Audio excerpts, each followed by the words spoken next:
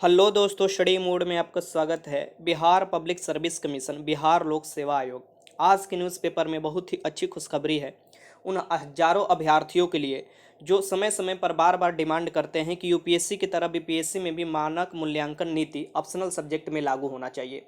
आखिर ये मानक मूल्यांकन नीति क्या है और इससे कैसे गांव और छोटे शहरों के स्टूडेंट प्रभावित होते हैं, यह भी हम इस वीडियो में बात करेंगे। और क्या अब न्याय मिलेगा कुछ दिनों में, ये भी आपको पता चल जाने वाला है। क्या पूरी मामला है ईडब्ल्यूएस कैंडिडेट का, क्या मामला है जो कि एज में छूट लेकर, तथा वेटिंग लिस्ट भी बीपीएससी द्वारा जारी नहीं किया जाता है। और तीन चार ऐसे प्रावधान है बीपीएससी का जो कि जो गांव वाले स्टूडेंट और शहर वाले स्टूडेंट है वो इसमें compete नहीं कर पाते हैं और शुरू में ही कंपटीशन से बाहर हो जाते हैं। ठीक, हम उस पर भी डिस्कस करने वाले हैं, तो चलिए शुरुआत करते हैं। सबसे पहले आप देखिए, न्यूज़पेपर के साथ मैं शुरुआत करता हूं आज का, और आप सभी लोगों को ये न्यूज़ पढ़ना भी चाहिए। 67 बीपीएससी के बारे में भी हम लोग बात करेंगे। सबसे पहले देखिए, बिहार विधानसभा में उठी मांग, यूपीएससी की तरह बीपीएससी में भी जारी हो वेटिंग लिस्ट। पहला मांग तो ये था कि बीपीएससी की तरह जो यूपीएससी वेटिंग लिस्ट जारी करता है उसे बीपीएससी में भी जारी होना चाहिए। बीपीएससी वेटिंग लिस्ट जारी ही नहीं करता, जो सबसे बड़ा ये खराब इसका एक मतलब मान लीजिए तरीका है। ठीक, ये देखिए 28 जुलाई और ये 10:31 आपको एम पर ये आपको न्यूज़पेपर प्रकाशित किया है, हिंदुस्तान न्यूज़पेपर में आप पढ़ सकते हैं। ठीक, बिहार विधानसभा के पहले सत्र में मंगलवार को विपक्ष के हंगामे के बीच ध्यानाकर्षण के तहत दो महत्वपूर्ण मुद्दे उठाए गए। विधायक जनक सिंह समेत संजीव चौरसिया, अरुण कुमार सिन्हा, ज्ञानेंद्र कुमार जानू ने सरकार का इस ओर ध्यान आकृष्ट कराया कि यूपीएससी के तर्ज पर ही बीपीएससी में भी ऐच्छिक, यहाँ पर देखिए ऐच्छिक विषय में मानक मूल्यांकन नीति स्थापित करते हुए वेटिंग लिस्ट प्रकाशित की जाए। अब मामला क्या है मानक मूल्यांकन नीति, देखिए मैं आपको बताता हूँ बहुत साधारण तरीका से। ठीक, ज़्यादा इसमें इधर ग्लिच नहीं करना है। देखिए यूपीएससी के बहुत से स्टूडेंट एग्जाम देते हैं, या अदर अब पीसीएस देख लीजिए, और भी स्टेट का पीसीएस और यूपीएससी का सेम। ठीक, ये क्या करता है कि अपना ऑप्शनल सब्जेक्ट आप चूज करते हैं। मान लीजिए 300 नंबर के एग्जाम हो रहा है, ठीक, तो 300 नंबर में आप मैथ ले लीजिए और इतिहास ले लीजिए। अब देखिएगा कि बीपीएससी में कभी भी मैथ का देखिएगा जो अच्छा स्टूडेंट है जानने वाला 250 से 280 के बीच में ला देता है। और कितना भी आप इतिहास जान लें, इतिहास का आप महारथी हो जाएं, 170 160 मैक्सिमम, ज़्यादा से ज़्यादा 180, यही आपका नंबर रहने वाला है। अगर आप एवरेज से भी थोड़ा सा मैथ ज़्यादा जान रहे हैं, ठीक, आपके ग्रेजुएशन लेवल का, तो आप समझिए कि 250 से ऊपर मैथ में ला सकते हैं। लेकिन इतिहास में आप काहे नहीं पीएचडी की डिग्री लागू की और बीपीएससी में देते हैं, तो आप समझिए 180 190 तो फाइनल एकदम समझिए कि इतने से ज़्यादा जा ही नहीं सकता। ठीक, स्कोर ये क्या कहलाता है, ये इंसाफी कराता है। ठीक, मीन्स कि बेइंसाफी स्टूडेंट के साथ ये हो रहा है कि हम अगर मैथ ले रहे हैं तो उसमें ज़्यादा स्कोर मिल रहा है, इतिहास में हम कितना भी मेहनत करें हमको उतना ही मतलब कि कम ही स्कोर मिल रहा है। इसमें क्या नीति लागू किया जाता है, तो इसमें नीति लागू किया जाता है, यूपीएससी में क्या अपना नीति लागू करता है कि दोनों का आपको स्केलिंग करता है। ठीक, बराबर मतलब कि एक तरीका से एवरेजिंग करता है। जैसे कि आप देखे होंगे ना कि जब एग्जाम होता है बहुत से शिफ्ट में, तो उसका नॉर्मलाइजेशन किया जाता है। आप देखें हार्ड को और लो शिफ्ट को मिलाया जाता है, नॉर्मलाइजेशन किया जाता है। वैसे ही एक तरीका से आप मान लीजिए, वैसा तो नहीं है लेकिन वैसे साधारण तरीका से मैं आपको समझा रहा हूँ, वैसा ही है ये मूल्यांकन करने वाला नीति। ठीक है, कि सभी ऑप्शनल सब्जेक्ट जो है उसको एक स्तर पर लाकर मूल्यांकन किया जाए। और इससे क्या होता है कि आप यूपीएससी में देखिएगा जो अच्छे जो स्टूडेंट होते हैं, जो साइंस बैकग्राउंड से भी होते हैं, वो ह्यूमैनिटेरियन सब्जेक्ट लेकर ही आपको ऑप्शनल देते हैं। जैसे इतिहास, भूगोल, नागरिक, पॉलिटी देकर, लॉ लेकर ये टॉप कर जाते हैं। ऐसा नहीं है कि सिर्फ मैथ वाला और इंजीनियरिंग वाला टॉप करता है, यूपीएससी में तो बहुत कम ऐसा आपको देखने को मिलेगा। लेकिन बीपीएससी का अभी रिजल्ट आप आया होगा, देखे होंगे फाइनल, उसमें टॉप 10 में एक भी स्टूडेंट आपको ह्यूमैनिटेरियन विषय से नहीं मिलेगा। मीन्स कि सोशल साइंस जिसका ऑप्शनल सब्जेक्ट हो, एक भी नहीं मिलेगा। आप समझ सकते हैं कि कितना स्थिति खराब है बिहार बीपीएससी का, जो कि ये शुरू से ही इसका इतिहास ही है, शुरू से ही ये लागू नहीं किया है। ठीक, और अलग अलग देखिएगा जब अदर स्टेट का बहुत से पीसीएस ये लागू कर चुके हैं। ठीक, अब यहाँ पर देखिए नीति स्थापित करते हुए वेटिंग लिस्ट प्रकाशित किया जाए। कहा कि बीपीएससी ने अपने स्थापना काल के लेकर आज तक ऐच्छिक विषय में न तो मूल्यांकन आपको नीति की व्यवस्था रखी है और न ही वेटिंग लिस्ट की प्रकाशित करती है। ठीक, ना मूल्यांकन नीति आपको अपनाती है, नहीं वेटिंग लिस्ट। ये मूल्यांकन नीति के कारण आपको जानते हैं क्या होता है, बहुत लोग सोचेंगे कि मतलब सर ऐसे बात करें कि साइंस वाला ये होता है, आर्ट्स वाला नहीं। ये आपको यूपीएससी लागू किया, यूपीएससी समझ रहे हैं ना, जिससे आईएएस पीसीएस आप लोग बनते हैं, इसकी वो लागू कर चुका है। क्यों लागू किया है, कुछ तो जरूर इसमें प्रावधान होगा, कुछ तो ऐसा होगा। हाँ ऐसा है, ऐसा आपको देखने को मिलेगा। बहुत से स्टूडेंट जो है बीपीएससी में आकर फेल हो जाते हैं, लेकिन यूपीएससी तक वो निकाल देते हैं। ये बहुत से स्टूडेंट का मामला है। और बहुत से अदर स्टूडेंट जो है कि मैथ में सिर्फ मजबूत रहते हैं, और उनका जो जीएस फर्स्ट जीएस सेकेंड है उसमें मात्र तनिक से मेहनत वो करते हैं और वो उनका अच्छा नंबर आ जाता है। खुद ही समझिए कि एक आदमी है जो कि इतिहास लेकर पढ़ रहा है, उसको 150 नंबर आया। ठीक, मान लीजिए एक लड़का है और जो मैथ लेकर पढ़ रहा है उसका 280 नंबर आ गया। ये लाना 280 कोई बड़ी बात नहीं है, आराम से ला देते हैं मैथ वाले स्टूडेंट। ठीक, जो भी ग्रेजुएशन मैथ से अच्छे यूनिवर्सिटी किए होंगे ला देंगे। ठीक, अब यहाँ पर कितने नंबर का डिफरेंट हो जा रहा है, यहाँ पर देख सकते हैं कि सीधे आपको 130 नंबर का 130 नंबर आप समझ रहे हैं। जीएस फर्स्ट में कितना लोगों को तो 130 नहीं आता है, और जीएस सेकंड में समझ लीजिए कि सीधे एक पेपर का आप सीधे ऊपर चले जा रहे हैं, ठीक है। तो ये आपको टॉप नहीं करेगा तो कौन टॉप करेगा? और ये किसके कारण होता है? तो यही जो आपको जो मूल्यांकन नीति जो स्थापित नहीं किया गया है आपको ऑप्शनल सब्जेक्ट में, इसी के कारण होता है, ठीक। अब समझ गए होंगे जो मैं आपको समझाना चाह रहा हूँ, ठीक। यहाँ पर सरकार की ओर से जो प्रभारी मंत्री है श्रवण कुमार ने इस और आपको बोला है कि मैं इस पर आपको पूरा जानकारी लेकर आपको बताऊंगा, क्योंकि इनको जानकारी भी नहीं है कि बीपीएससी क्या करता है, और इस मामले में पूरा इनको जानकारी नहीं है। तो बीपीएससी से मांगा जाएगा और फिर पूछा जाएगा कि आखिर आप ऐसा क्यों कर रहे हैं। 67वीं बीपीएससी वाले स्टूडेंट के लिए अच्छी खबर है कि मैं मना रहा हूँ कि ये 67वीं में लागू हो जाए, और फिर देखिए बिहार के लोगों को जो वो ह्यूमैनिटेरियन सब्जेक्ट से आते हैं, फिर देखिए उनका रिजल्ट टॉप 10 में, तो टॉप 5 लोग वहीं आपको इंटर कर जाएंगे, ठीक है। और ऐसे आप देखिएगा बहुत से स्टूडेंट जो मैथ और आप केमिस्ट्री और बायोलॉजी से आप टॉप करते दिखाई दीजिएगा, उससे बहुत से स्टूडेंट इतिहास से भी आप देखिएगा कि ये 1 रैंक ला दिए, बहुत से स्टूडेंट आपको देखिएगा टॉप 10 में स्थान अपना बनाएंगे, ठीक। ऐसे मैं आपको पूरे होप के साथ कर रहा हूं कि अलग अलग पीसीएस पर आप नजर दौड़ाइएगा ना, तो खुद ही आपको समझ में आ जाएगा कि ये बहुत ही निगेटिव प्रभाव बीपीएससी द्वारा किया जाता है। ये तो किया ही जाता है, बीपीएससी द्वारा एक और खराब प्रभाव किया जाता है जिससे गांव वाले स्टूडेंट बाहर हो जाते हैं। पांचवा ऑप्शनल जोड़कर, पांचवा ऑप्शन जो जोड़ा गया है वो क्यों जोड़ा गया आपको पता है? पांचवा ऑप्शन इसलिए जोड़ा गया है कि बीपीएससी का ऑलवेज जब भी आंसर जारी करता है उसमें 10 से 12 आंसर गलत रहता है ऑलवेज। उस पर बोलता है कि आप ये कीजिए, मतलब कि ऑब्जेक्शन लगाइए, और फिर अगर आप एविडेंस देते हैं तो ठीक करता है। ये पहला ऐसा आयोग है जिसको ऑब्जेक्शन देना पड़ता है और वो आंसर ठीक करता है इस मामले में, पीसीएस के मामले में, ठीक है। और बहुत से ऑब्जेक्शन को तो वो गलत मान देता है, कहता है कि नहीं ये नहीं होगा, और आप इसके विरुद्ध कोर्ट भी नहीं जा सकते। क्यों नहीं जा सकते? पहले कोर्ट में जाया जा सकता था, इसलिए डिले हो जाता था। तो बीपीएससी ने अपना टेक्निक अपनाया। बीपीएससी ने ये टेक्निक नहीं अपनाया कि हम क्वेश्चन देने से पहले बहुत बड़े बड़े प्रोफेसर से जांच करा ले कि क्वेश्चन में गलती है कि नहीं। नहीं, बीपीएससी ने ये टेक्निक अपनाया कि अपना आंसर की जारी करेंगे, भले गलत या सही हो, फिर ऑब्जेक्शन करेंगे, फिर हम चेक करेंगे, फिर ये करेंगे।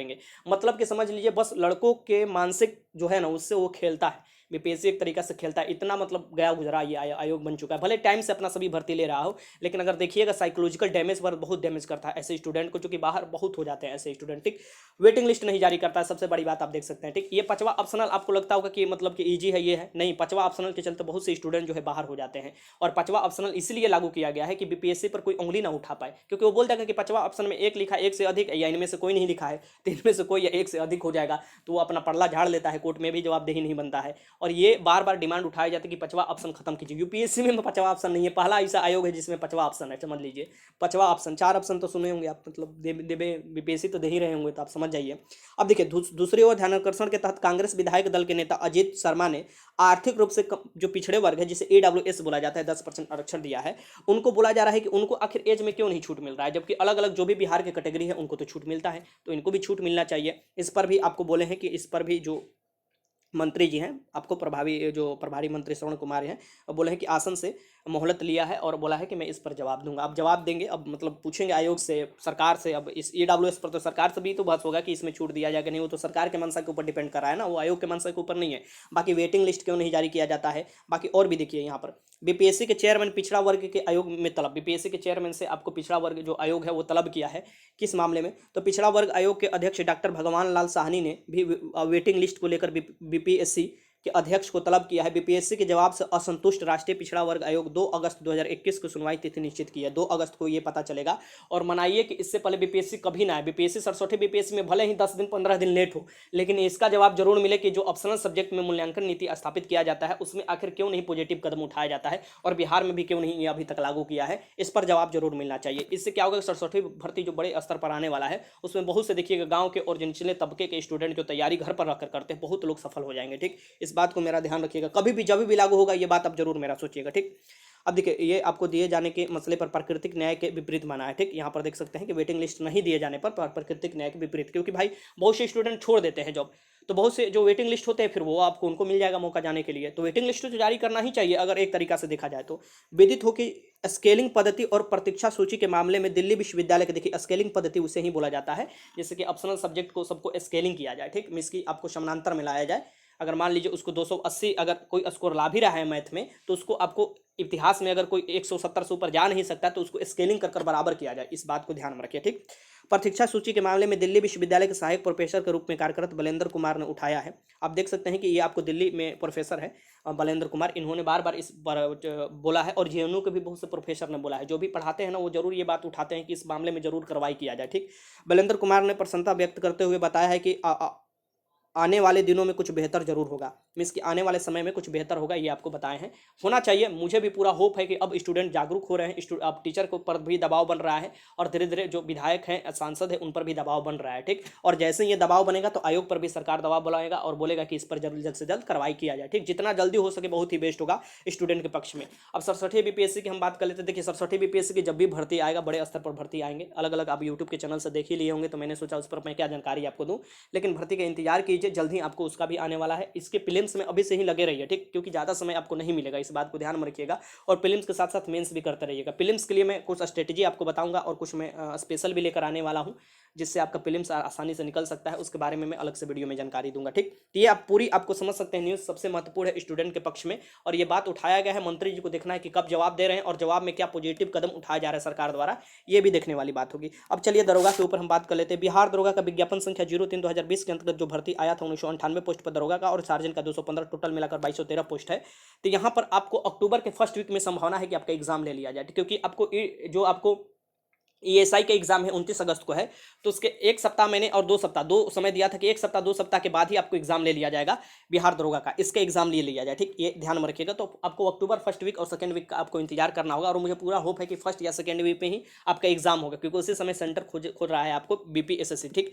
अब यहाँ पर मैं आपको जानकारी कुछ दे देता हूँ, ठीक। अगर आप चाह रहे हैं कि इसमें आप प्रीलिम्स में पास हो और अच्छा नंबर के से पास हो, ठीक, तो ये मेरे द्वारा सेट तैयार हुआ कर सकते हैं। उसके साथ आपको क्या मिलेगा, पूरा का पूरा करंट अफेयर आपको अपडेटेड मिल रहा है, जनवरी से लेकर अब तक, मींस कि जब तक एग्जाम नहीं होगा तब तक मिलेगा सभी महत्वपूर्ण करंट अफेयर।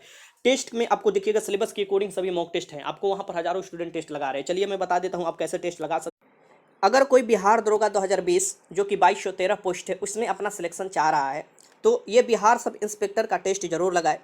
ये बिहार सब इंस्पेक्टर के टेस्ट में खासियत है कि जो भी करंट अफेयर मिलेगा आपको एकदम अप टू डेट मिलेगा, जो भी क्वेश्चन मिलेंगे सिलेबस पर आधारित क्वेश्चन मिलेंगे। और मेरा पूरा दावा है कि अगर ये 30 फुल मॉक टेस्ट आप लगा लेते हैं तो प्रीलिम्स में आपको बहुत ही सुविधा होने वाला है, और प्रीलिम्स एग्जाम आप आराम से निकाल सकते हैं।